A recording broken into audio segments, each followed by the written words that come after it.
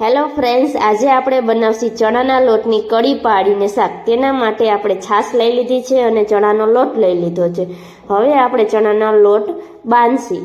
તેના માટે આપણે બીજા વાટકામાં એક ચણાનો લોટ લઈ લીધો છે।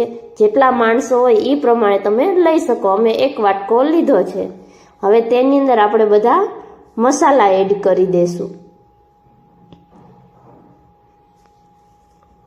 આપણે તેની અંદર હળદર નાખી છે। હવે નાખશું તેમાં ધાણા જીરું 2 ચમચી। હવે નાખશું લાલ મરચું પાવડર અને હવે નાખશું તેમાં સ્વાદ અનુસાર મીઠું। હવે બધું સરસ એવું હાથ વડે મિક્સ કરી લઈ બધા મસાલાને અને હવે થોડી થોડી કરીને આપણે છાશ એડ કરશું અને સરસ એવું બધું હલાવતા જાય। કારણ કે જો અગાઉ બધી છાશ નાખી દેશી તો ઢીલું થઈ જશે, એટલે જેમ જોઈ એ પ્રમાણે થોડું થોડું હલાવતું જવાનું અને છાશ નાખતું જવાનું। તમે જોઈ શકો છો આપણો લોટ બંધાઈ ગયો છે। બહુ ઢીલોય નહીં રાખવાનો અને સાવ કઠણય નહીં રાખવાનો। હવે આપણે વઘાર કરવા માટે છાશ લઈ લીધી છે। તેની અંદર આપણે પણ બધા મસાલા છાશમાં જ નાખી દઈશું। હવે આપણે તેમાં નાખી છે હળદર, ધાણા જીરું 2 ચમચી અને હવે નાખીએ આપણે સ્વાદ અનુસાર મીઠું। કારણ કે ઓલરેડી આપણે લોટ બાંધ્યો તો ચણાનો એની અંદર નાખ્યું જ છે, એટલે થોડુંક એવું જ આપણે આમાં નાખશું। હવે નાખીએ તેમાં આપણે લસણવાળી ચટણી। તમે જેવું તીખું ખાતા હોય એ પ્રમાણે તમે તેમાં નાખી શકો છો। હવે બધું હાથ વડે સરસ એવું બધું આપણે મિક્સ કરી લેશું।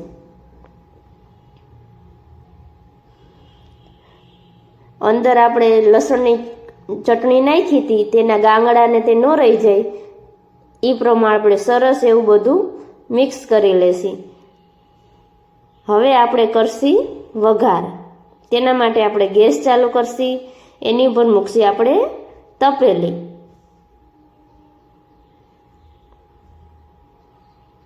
હવે તેની માટે આપણે વઘાર માટે એમાં તેલ નાખશી 2 પાવડા।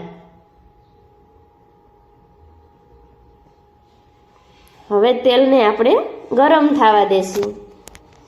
આપણું તેલ ગરમ થઈ ગયું છે, એટલે હવે એની અંદર આપણે નાખશી રાઈ બધી ફૂટવા દેશી। આપણી રાઈ બધી ફૂટી ગઈ છે, એટલે હવે આપણે તેમાં નાખ્યું આખું જીરું, હિંગ અને હવે જે આપણે ઓલો વઘાર માટે છાશનું બધું કર્યું હતું મિક્સ તે એડ કરી દે છાશ મસાલાવાળી। તમે જોઈ શકો છો આપણો વઘાર થઈ ગયો છે। હવે આપણે આને ઉકળવા દેશી। હવે આપણી છાશ હતી ખાટી, એટલે જેને જેવી છાશ હોય એટલે આપણે થોડુંક એવું તેમાં પાણી એડ કર્યું છે। તમારી છાશ મોરી હોય તો તમે નકરું પાણી છાશ પણ એડ કરી શકો છો। હવે આપણે પાણી ઉકળવા માંડ્યું છે, એટલે હવે આપણે પાડલેહી કર્યું। તેના માટે આપણે એક જારો લઈ લીધો છે। તેની ઉપર આપણે જે લોટ બાંધ્યો હતો તે નાખશી અને હાથ થોડોક એવો ભીનો કરશી અને હવે આપણે બધી કળિયું પાડી લેશી। સેજ એવો ભીનો હાથ હશે એટલે કળિયું સરસ એવી પડશે। તમે જોઈ શકો છો આપણી કળિયું કેવી સરસ એવી પડે છે।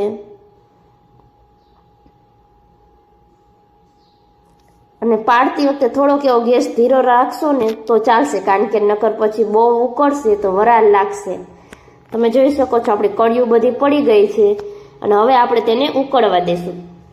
5 મિનિટ ઉકળે એટલે એ ચડી ગઈ। તમે જોઈ શકો છો કેવું સરસ ચડી અને રેડી થઈ ગયું છે।